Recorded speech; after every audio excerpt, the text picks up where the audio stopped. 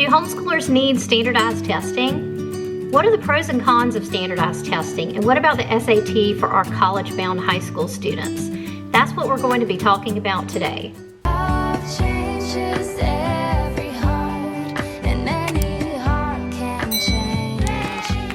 Hello and welcome back to our channel. I'm Colleen and this is Our Blessed Life, and today we're going to be talking all about standardized testing, what you need to know as a homeschool mom, whether you intend to do it or not do it. So for some reason in the homeschool world, standardized testing is kind of a hot topic, a debated topic. You know, people are very strongly opposed to it or very strongly for it, and that's what we're going to be talking about today. Most of us might look at standardized testing and say, I'd rather not do it. It's not, not something I'm happy about or want to do or excited about doing. But I'm also a realist, and I know that there are times where we need to do standardized testing because it's required by law or for some other reason. So we're going to be talking about what standardized testing is, what types of tests there are, how you get them, how you can even administer them yourself in certain circumstances, who needs standardized testing, who doesn't need standardized testing, and we're also going to briefly discuss the PSAT and the SAT for your college-bound high school students. So first of all, what is a standardized test? So when we talk about standardized tests, we're talking about tests that are administered in the same way for all students. Whether they're timed or not, they all still have the same questions. Many of them are timed. They're given in the same manner to a group of students, and then they're standardized. And so that's what we're talking about here. This wouldn't be something that you would do like a chemistry test or something like that. We're not talking about that. We're talking about tests like the Iowa, the Stanford, the Brigance, the CAT, the PSAT, the SAT, that type of test. So are homeschoolers required to do standardized testing? Well, the answer to that is maybe. It depends on where you live, what state you live in, and what your state's laws require. So I'm going to put a link to the HSLDA in my description box below where you can go and check out the specific homeschool laws for your state. I can tell you that it is a little bit confusing. For example, I live in South Carolina, and for my state, the answer is still maybe. Because in South Carolina, we have 3 different ways that we can homeschool, option 1, 2, and 3. Option 1 is through the public school and will involve some standardized testing. Option 2 is through the South Carolina Association of Independent Homeschools, and if you homeschool with them, it's kind of like an umbrella school, and they do require testing starting in 3rd grade every other year. That is a recent change, so you may see information online that is not accurate that says that it's required annually. They did change their policy on that a couple of years ago, so starting in 3rd grade, it's now required every other year. So they usually recommend doing the odd years. And then in option 3 in South Carolina, they don't require standardized testing at all. So we do have some choices in South Carolina, and some of them do require some standardized testing. In some states, it's not required at all, and in other states, it's required for everybody. So definitely make sure that you check your own state's rules for the answer to that question. So I'm going to just give you a very brief overview of our experience with standardized testing and kind of how I got to the point of creating this video. So first of all, I have 2 girls. I have Sophie, who is a 2nd grader. She does have special needs, and she's working on a kindergarten and 1st grade level. And then I have Katie, who is a junior in high school. She's in 11th grade, and she is probably working ahead of grade level. So Katie, we started homeschooling with Sophie in preschool, and we started homeschooling with Katie in 3rd grade. So her last year of public school was 2nd grade. So 3rd grade, our first year of homeschooling, that was also Katie's first year to take a standardized test in homeschool. Now, she had done some testing with the public school, so it wasn't completely a new thing to her, but we did choose to use the Brigance test, which is a one-on-one test that's administered by a 3rd party. So we had to hire a woman to come in and do this testing, and we did it at, I think we did it at the library in this like a private room, and basically it was all oral. A little bit of it was written, but mostly it was oral, and she would just kind of go through and test Katie. And it's kind of one of those tests where It's not really the same as a regular standardized test because you're really comparing the child to the child in the future, and you're comparing the child to kind of like grade levels. So the score that you get on the Brigance test will say that she scored at 5th grade for this and she scored at 3rd grade for this and that kind of thing. So I did find it to be pretty helpful, especially in my first year homeschooling. I don't know if this is for everybody, but in our state, they only allow the Brigance to be done in the 3rd grade, 6th grade, and 9th grade. So in the 4th and 5th grade, because at the time, my state, under option 2, we still were required to do testing annually, I administered the Stanford to Katie at home, and there is a process to do that. I did that through BJU testing. If you Google search that, you can get to their website and find out what the qualifications are. Basically, I believe it was just to have a 4-year college degree, and then you had to do a little bit of training, and you also had to certify that you weren't going to violate the rules and things like that. So in 4th and 5th grade, we did the Stanford test, which is a standardized test that's not timed. We just did that at home. We did that in 4th, 5th, 7th, and 9th grade. And that was something that I was able to, through BJU testing, I was able to get qualified and get whatever credentials were necessary to do that. And then in grade 6, we did the Brigance again with the same lady at the library. And then that brought us to 10th grade. In 10th grade, we really did Katie's first real standardized test in a group setting that was timed, and that was the PSAT. I'll talk more about that later at the end of the video when I speak about the PSAT and SAT, but that was Katie's first real experience with the time test that was administered by somebody other than me, and it was also in a group setting, so she had to deal with other people and other things that they were doing around her during the test. If you've discovered in your area that standardized testing is not required, then what would be the benefits of doing standardized testing anyway? Why might you decide that, hey, I know it's not required, but I think I'm going to do it anyway for my student? Some people use standardized testing to kind of validate what they're doing, maybe to show how your child stacks up against public school students. Secondly, to possibly see improvement in your child's performance from year to year. Maybe if you did it every year or every 2 years, you could see your child's scores and maybe how they're improving in areas that need to be worked on. It might help you develop a very individualized path for your child. Although I will caution you that it doesn't necessarily measure what they've learned, because what you're learning in your homeschool may not be reflected well on the exam. So it's not going to be a measure of what they've learned. It's just going to be a measure of how well they're able to perform on the exam. And also, it does give your child an experience in taking a test under stress, because there is an amount of stress there. Even if you're just doing a standardized test in your own home, there's still a certain amount of stress there. Your child knows you're taking a test. They know they're filling in the bubble boxes. You know, you're reading the rules to them. It's still very test feeling, even when it's done by the mom at the house. And of course, if they're doing an Iowa test or something like that with peers sitting all around them, there's probably even more stress associated with that. So it does give your child some experience with that, especially if you think your child might suffer from test anxiety. It also could help you prepare your child for future test-taking experiences, such as the SAT, the PSAT, AP exams, or even exams that they might need to take in college courses. And also, it may help you navigate potential scholarships or other opportunities that may be available to your child as a result of a certain test score on certain exams that are given. Now, what would be the possible negative aspects of standardized testing for homeschoolers?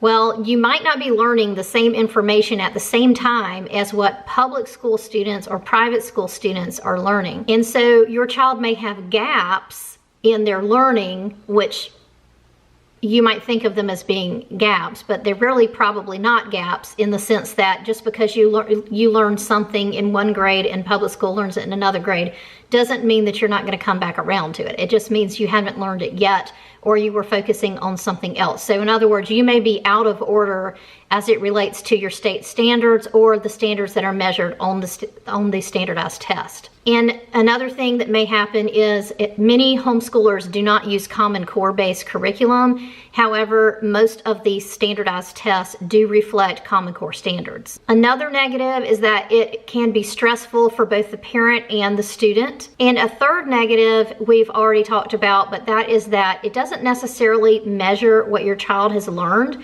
It really measures more how they're able to perform on that test at that time on that day. So what types of tests are available and how do we access them? Well, I can think of 3 different ways to do standardized tests. The first one would be tests that are administered in person.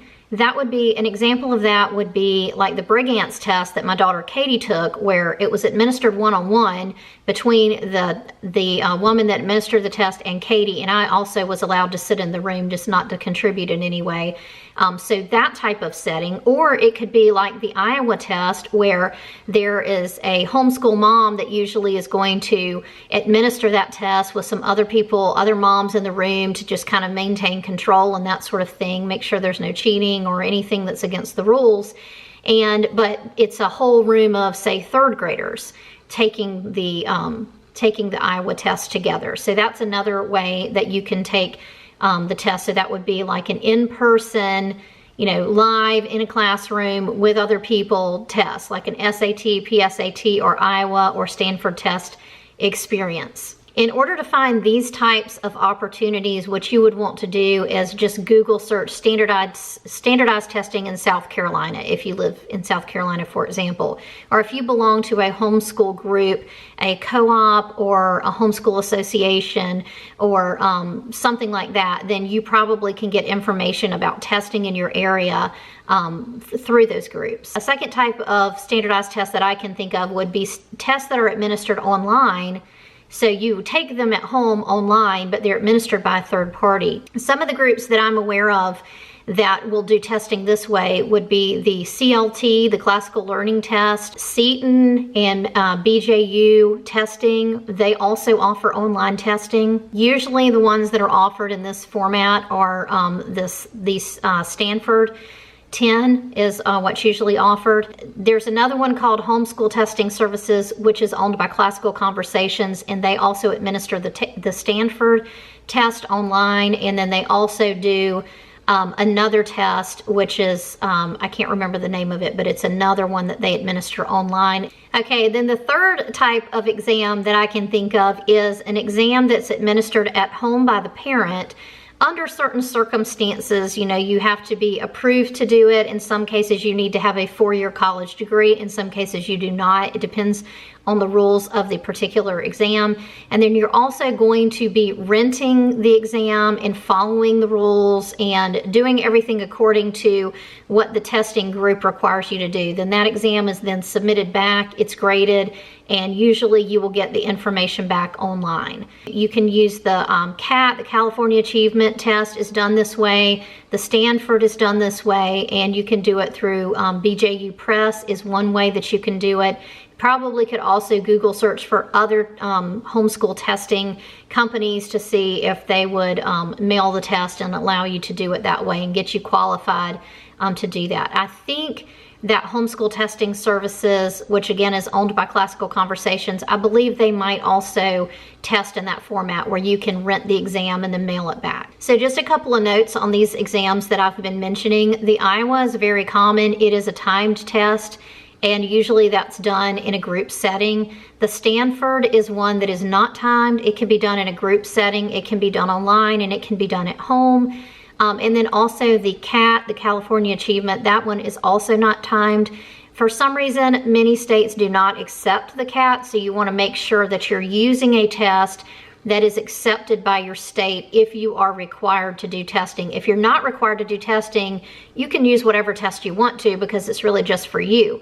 But if you are required to do it, then you just want to make sure that you understand clearly the rules for your state and make sure that you're doing the right test and you're testing at the right age or grade level that they require. So I'm going to leave several links in the description box of the video that give you more information about where to go to get tests, the websites that I've mentioned, where you can go and get more information about the individual tests that I have talked about, and also to figure out, how you could qualify to become a tester or how you could take an online exam, that type of thing. So I'll leave all of that information in the description box below. After reviewing most of the homeschool laws for the various different states, it does appear that many states do not require any kind of testing. However, if your child is college bound, then you probably are going to want to consider getting them geared up and ready for the PSAT and ultimately the SAT, or possibly the ACT, depending on where you live and what is the more common exam. I'm going to be focusing on the SAT since that's what I have more experience with, and it is a lot more common in the area of the United States that I live in. Something that's interesting that has happened as a result of COVID-19 is that many schools are sort of trialing a pilot program where they're not requiring test scores. They're not requiring your student to take the SAT to apply to their school, for instance. And it is unclear at this point if that's going to be a long-term change that was brought about by COVID, or if that is just something that is going to happen over the next year or months because of COVID-19. So basically what happened in our previous school year, the 2019-2020 school year, is that many of the SAT exams were canceled because of COVID. So schools were out. They didn't really have a way to bring people together because, again, the SAT is not something that's offered online currently. It is something where you go in a big group, you sit in a classroom, and the test is administered at a public school or a private school. And you can Google search College Board SAT, and you can get a whole lot more information about that. In fact, I will link some of that in the description box below for you. So anyway, going into the 2020-2021 school year, several schools around the country have announced that they are piloting a program to accept students without an SAT score. So they're just saying basically that we're just going to look at your transcripts and some other things that we might require that you apply with, but we're not going to be requiring that you submit an SAT score in order to be accepted to our school. Again, it's really unclear if this is a policy change that's going to, stay in place long term, or if this is going to be a temporary situation because of COVID, the way other things have been temporary. So I would just encourage you at this point, if you do have a high school student that you're homeschooling, that you go ahead and operate as if the SAT is going to be mandatory. If you do have a college-bound student, because as of the recording of this video, it is really unclear if this is a temporary situation or a permanent situation. Another thing we probably should bear in mind is that the change with the SAT not being required, that may also skew the way college admissions now are happening. For instance, there may be more emphasis placed on grades or the courses the student has taken, or even extracurriculars. So they're going to be looking at other things if the SAT is not like such a big deal. Keep in mind too that historically the SAT has been a really big deal for homeschoolers because it was really the only thing that could be standardized or measured, because colleges don't really know, if I'm doing my own science at home and you're doing your own science, like which one was more rigorous and who had the harder grading. So it's a little bit hard to compare homeschool students on the basis of GPA like you would in a more standard system such as a public school or a private school. So for homeschool students, the SAT has been something that has weighed very heavily on college admissions in the past. And then one last thing to keep in mind with the SAT and the PSAT, whether it's required or not, they do still carry scholarship opportunities for students that are able to score well on those exams. So for the PSAT, given in the 11th grade, that does come with some scholarships for individuals that are able to score very high. And for the SAT, many colleges will offer reduction in tuition or scholarships for students that are able to do well. And sometimes that's tied into a GPA and sometimes it's not. So I'm going to kind of go back to Katie and her experience with the PSAT and SAT to this point to kind of start wrapping this video up as we talk about the SAT a little bit more. And before I go into this, I just want to let you know that I do have permission from Katie to share this with you. So like I said before, she took the PSAT last year at a private school. It was in October. This was prior to COVID and all of that. She was scheduled to take the PSAT again this year at the same private school. However, at the very last minute, literally a few weeks before they were going to administer this exam, they decided they weren't going to do it anymore. And so we lost the opportunity for Katie to take the PSAT again, which we decided at that point just not to worry about it, and we're just going to move on with the SAT. So Katie will be taking the SAT this year in March for the first time. When you do sign up for the SAT, you go to the College Board website, but you will be signing up for a local public or private school that is offering the SAT. All right, so when Katie took the PSAT last year in October at the private school, that was her first experience taking a standardized test. That was timed, and secondly, in a group of peers. And she found it very nerve-wracking. It was very stressful to her. We realized after that exam that she did suffer from test anxiety, which is something that had never really come up before because we had been doing standardized testing at home or one-on-one with the Brigance exam. So I definitely wanted to make sure that Katie had practice with the PSAT before we started doing the SAT, because I was fully aware that she had never experienced a timed exam. And the Brigance may have been timed, but she was able to easily finish it, so it really didn't matter. And she had also never taken a test that was administered by someone she didn't know in a big group of people.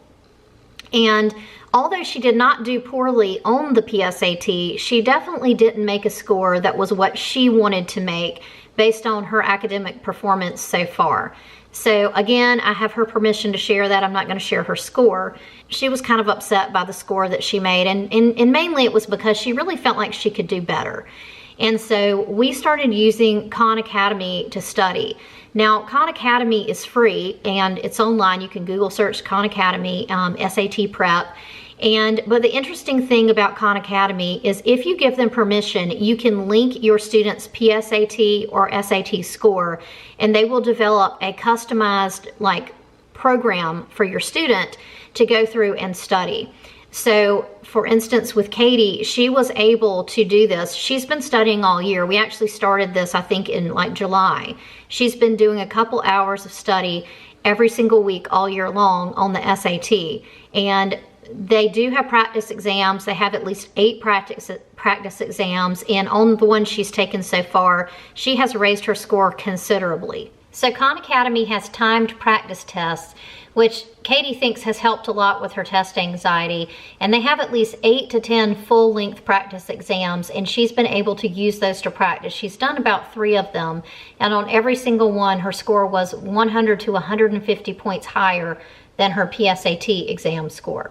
She also has mentioned to me that she feels like the questions are worded in a very similar way. One of the things that she did not like about the PSAT is she said she felt the questions were worded in a really confusing way. So sometimes she might pick the wrong answer just because the test question was a little bit confusing, and it took something that was easy and made it sound hard. So the way the tests are worded, that's just something that your child will need to get used to and get some practice with prior to taking the exam. Okay, so the main difference between the PSAT and the SAT is that the SAT covers higher math like trig, which some students will not have had by the time they get to 10th grade. A lot of times students will do a practice PSAT in 10th grade, and then the scholarship test is done in the 11th grade. If your child scores well in the 10th grade, they still cannot get scholarships based on their PSAT score.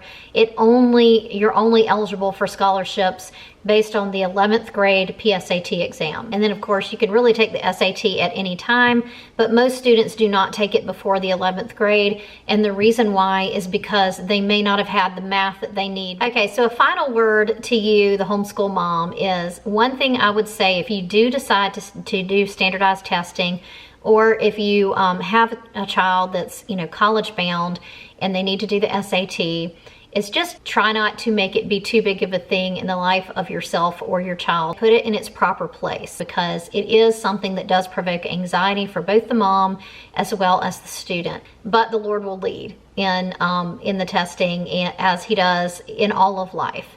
And the advice that I would give on this, especially for the SAT, is to pray and prepare as best as you can, and then just let it go. I hope that some of this information has been helpful to you as a homeschool mom trying to navigate the standardized testing world and whether it is something you need or something you don't need. I'd be happy to answer any questions if I can in the comments below. I hope you enjoyed this video. If you liked it, please give it a thumbs up, share it with a friend, and we'll see you next time. Bye.